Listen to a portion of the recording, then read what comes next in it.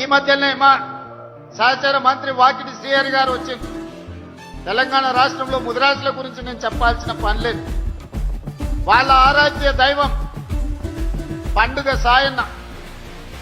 పండుగ సాయన్న పౌరుషం, పోరాటం పాలమూరు జిల్లాలో ప్రతి ఒక్కరికి తెలుసు.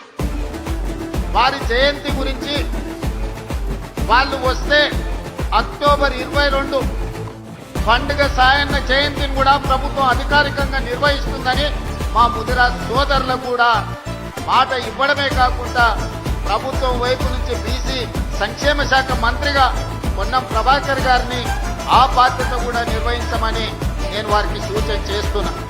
మిత్రులారా, ఈ ప్రభుత్వం నా ఒక్కడిదో మట్టి గారు ఒక్కరిదో కాదు.